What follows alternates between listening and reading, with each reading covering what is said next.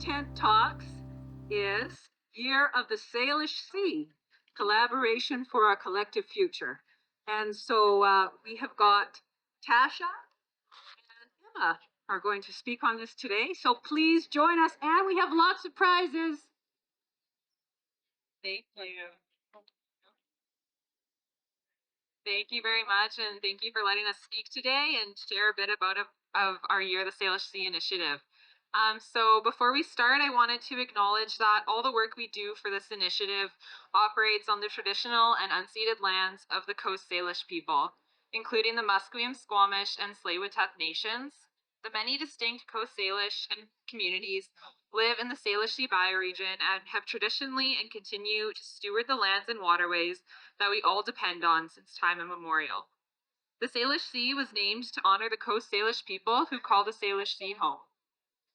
So my name is Emma Kingsland. I am a student at Simon Fraser University. I'm currently studying biology and resource environmental management. And I've always had a passion for education and the outdoors and learning about science and the great areas that we all live in. I'll let Tasha just introduce herself quickly as well. So she'll come over here to do that. Thank you. My name is Tasha. I am a political science student at SFU as well, and I've also always been interested in ocean work and environmental justice. Thank you. So Tasha and I are really excited to be here today to share a bit about the Year of the Salish Sea initiative, why we started this initiative and the journey that we've been on it and the things we've learned along the way and the great need that we found for collaboration as we work to develop the Year of the Salish Sea. So the Year of the Salish Sea is an effort that aims to bring together local First Nations, municipalities, organizations, and individuals in the Salish Sea region. We hope to increase public engagement, facilitate collaboration between experts, and build momentum for long-term policy, institutional, and cultural change. So far, 10 municipalities along the Salish Sea, which is the coast of British Columbia and Washington, have proclaimed the Year of the Salish Sea. And the year started on World Oceans Day, which is June 8th, 2022, and will go until June 7th, 2023. And through getting municipal proclamations, we hope that the year brings opportunity for increased public engagement and education opportunities, collaboration between ocean initiatives, and advocacy change for policy change in ocean management. So how did we develop the Year of the Salish Sea and why? So the Year of the Salish Sea was developed through Semester in Dialogue, which is a program at SFU that is a 1 semester long, 13-week program. And each semester, the topic changes to a different complex societal issue. When we took this semester, it was in the fall of 2021, and the topic was the Salish Sea. And we had just come back, which was a year ago. We had just come back from a summer of the heat dome and forest fires that ran through our province. So we all were feeling a great urgency to learn more and to do something that created more excitement and change revolving around radical coastal stewardship. So the learning style was all done through conversations and dialogue. We had over 50 guests that came to our classroom that were experts on the Salish Sea, that worked and lived in the region, and we heard their stories. When they came into our classroom, it wasn't done through a lecture style. They sat with us and we had conversations and asked questions and shared their knowledge, which was a really great way to learn rather than the lecture style, because we were really immersed in learning about this great area that we live in. So all the students in the cohort came from different educational backgrounds. The cohort was open to anyone at any university in the area. So we had different backgrounds, like myself, biology, resource environmental management, history, English, political sciences, a great different diverse background, which allowed us all to also bring our own unique perspectives into the cohort. We decided to talk about what it would look like if we presented to the city of Vancouver to ask them to proclaim a Year of the Salish Sea in hopes of bringing more awareness to the important ecosystems right at our doorstep. And the Year of the Salish Sea was developed in response to the systemic problems related to the management of the Salish Sea, as well as the extreme weather patterns in British Columbia. So something that we noted throughout the program, we talked a lot about care and how we can get people to care about the environment. And that was what we were all really focused on at first, was we wanted people to care, and we were asking how can we do that. But as we talked to experts more and heard their advice and knowledge, as we tried to figure out what it would look like to proclaim a year, they said that it's been proven that people do care. People care about our environment and they want the best for it, but it's really a lack of awareness and education and knowledge of what's happening right outside our doorstep. So that was one of the goals of the Year of the Salish Sea, is how can we increase the communication and the collaboration to let people know about this important area that we live in. The Year of the Salish Sea was inspired by the Year of Reconciliation, which was led by Ginger Gosnell Myers, who was one of our professors in Semester in Dialogue. And the Year of Reconciliation ran in the city of Vancouver from June 2013 to 2014. And the Year of Reconciliation worked to acknowledge the negative cultural impacts and stereotypes that resulted from Canada's residential school system, to witness the process of reconciliation and healing, and advanced with a greater shared understanding of the historical impacts that have shaped the experience of Indigenous peoples to date. So, proclaiming a year of reconciliation in the city of Vancouver really shaped the way that we talk about reconciliation and the actions that the city of Vancouver and the people have taken to work towards a future of reconciliation. And it led to the city of Vancouver becoming a city of reconciliation. So, that's how we got the idea of proclaiming the year of the Salish Sea.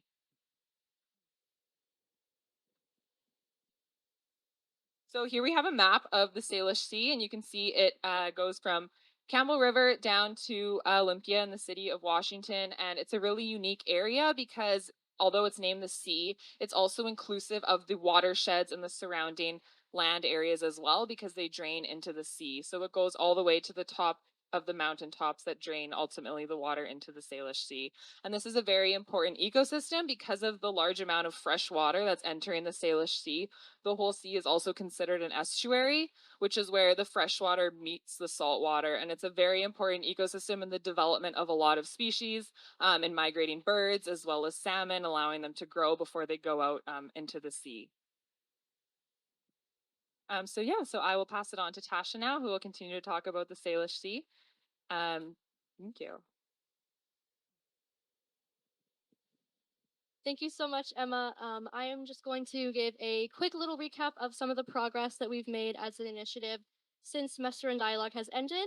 And so, as Emma mentioned, of course, we were part of the Semester by the Salish Sea, and that was made up of 12 of us. And so, currently, this initiative is being led by 3 of us in the cohort who are continuing to work on it since the semester ended in December. And so since then, we have become an official World Ocean Day event and an endorsed UN Ocean Decade activity. We have achieved 10 proclamations in coastal cities across the coast of BC and Washington. We joined the closing plenary of the Salish Sea Ecosystem Conference in April, alongside some great scholars. We were selected as finalists for the David Suzuki Foundation Future Ground Prize and the Millennium's Ocean Prize. We also co-hosted a Year of the Salish Sea kickoff event on World Ocean Day with Swim Drink Fish, and we introduced the Salish Sea to hundreds of members of the public at events over the past few months. And we are also currently working with local organizations and centers in Metro Vancouver to deliver educational programming about the Salish Sea. And so basically, the Year of the Salish Sea is a window and opportunity for action. And with this initiative, we are hoping to engage people in the Salish Sea region in 3 major streams here that are kind of located on the screen to build momentum towards greater collaboration over the next year and beyond. And so, first, what we started with was local action. And so we began with getting buy-in from local governments to proclaim a year of the Salish Sea, of course, as we mentioned, and this is being done to convene the efforts that are already happening in all the cities that have proclaimed the year of the Salish Sea. And we're hoping that this is going to influence public engagement as we're being invited to events like this, that cities and districts are hosting to engage with members of the public.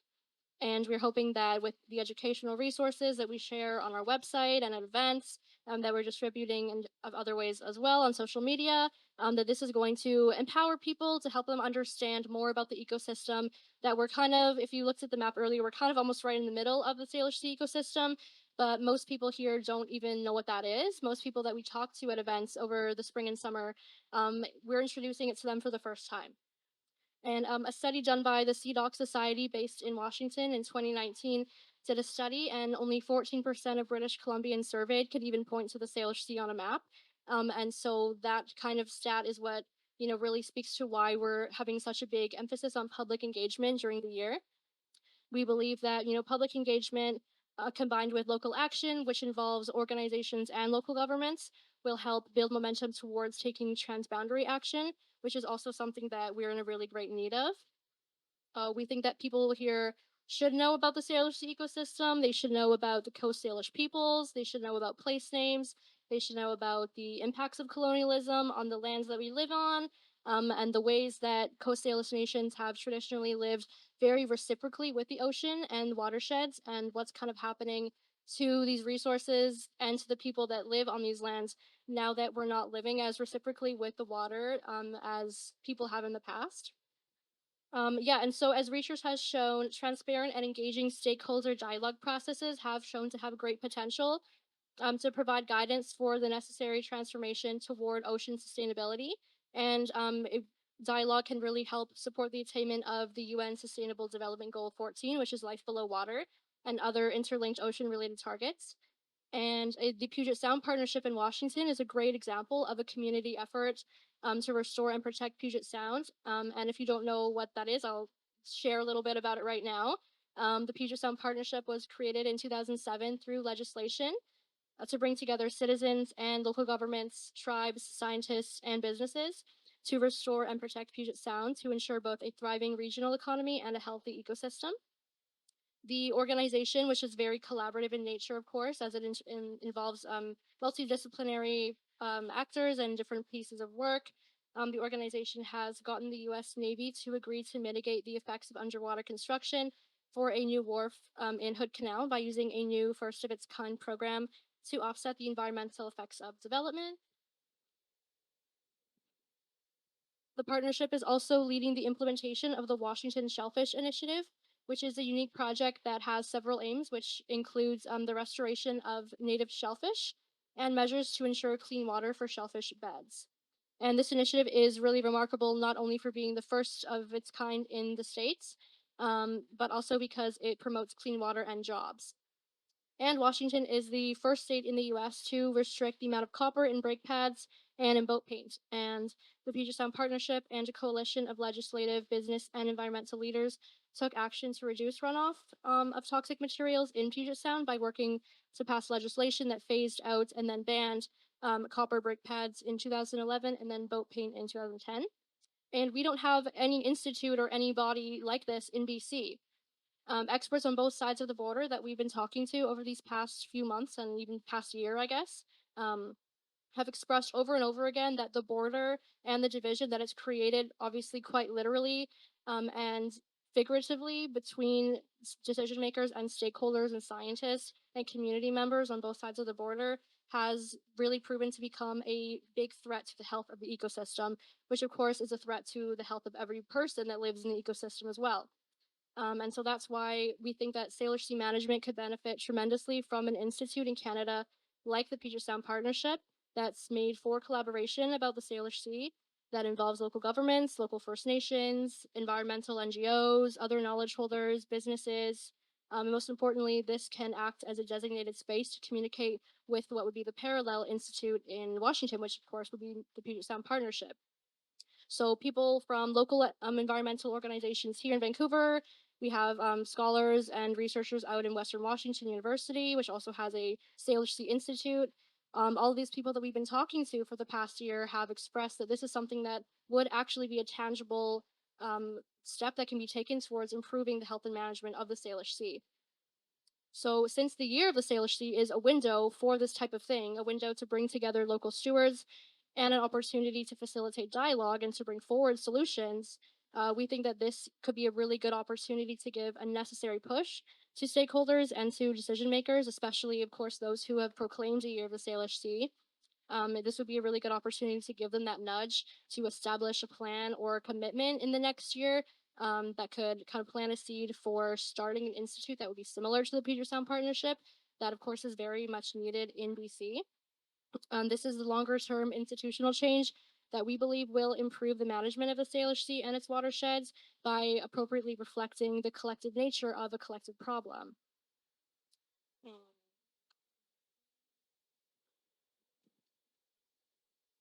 Yeah, so we know it's important to convene what's already being done, and that is what was at the heart of our semester in dialogue program. I mean, as Emma mentioned, we were all in an interdisciplinary, multi-school program, and so all of us were studying different things. We were meeting people that worked in, different fields and different jobs and had very different experiences, but we're all part of the same Salish Sea ecosystem and the same kind of general field overall. And so we saw so much nuance and so much complexity in that. And really, the only way to have a true effective solution to something that's so complex is to involve everyone who is affected by issues involving the Salish Sea. And so, collaborative solutions really are the only answer to a problem that is just so complex and collective. And so we're really hoping that we can push for more collaboration over the next year. And so we're working with local organizations, of course, and governments to try to facilitate greater collaboration through dialogues and other events where people can just kind of come together and talk about what's working and what's not. We found that that's been such a simple tool, dialogue. Um, when we planned the Year of the Salish Sea initiative, we held two events and we invited stakeholders in all kinds of fields, and sitting there and seeing all the excitement in the room is what led us to, and I guess our third co-lead as well, to keep working on this initiative. Because once we have people together working together and speaking about what their experiences are and what can be done moving forward, so much comes out of that. It's very generative and it's very positive, and that is the kind of thing that we want to keep up during the Year of the Salish Sea. It's a really great push. That's really great jolt of energy for the many organizations that we've been working with who are so tired of doing all of this work that it seems like it's on their own. But really, there's a huge network of other organizations who are doing really great work that can support each other, and even, people doing work that you might not even think are related, so like environmental organizations. We've had a lot of people saying that they've been doing this work for so long and sometimes they can feel really burnt out. But there's actually so many other people, like there's like youth groups like ours, and there's organizations that are not environmental. There's local politicians that are really passionate about bringing forward issues like this. And we think that bringing these people together more is the kind of energy that we need to make real, tangible changes, like institutional change that we hope to inspire. And that's why we've kind of started with cultural change through public engagement and education and local action by planting that first seed of getting municipal declarations. And yeah, so a year of the Salish Sea and a year of anything doesn't have to just be symbolic, which we've seen with the year of reconciliation. I mean, like, that was just 1 year in Vancouver, but we've really seen the impacts unfold over time, and the way that we talk about reconciliation now, and the way that, we see land acknowledgements, in local governments and organizations and websites. These things are being part of our culture now. And so that's why we think that 1 year of the Salish Sea doesn't have to just be symbolic that a government passes one time, but we're hoping that it's really going to build momentum towards longer term institutional and cultural changes. Yeah, and so I think that's all we have. Thank you so much for having us. If anyone has any questions, you can feel free to ask us now. But yeah, this is our website over here and a map of the Salish Sea and our logo, which was designed by Ronnie Jean Harris, an incredible local Stalo Indigenous artist. And yeah, I hope you have a really great day. Thank you so much, Tasha and Emma. I love your youthful energy, and collaboration and working together is the way to go, isn't it? Absolutely. Thank you very much.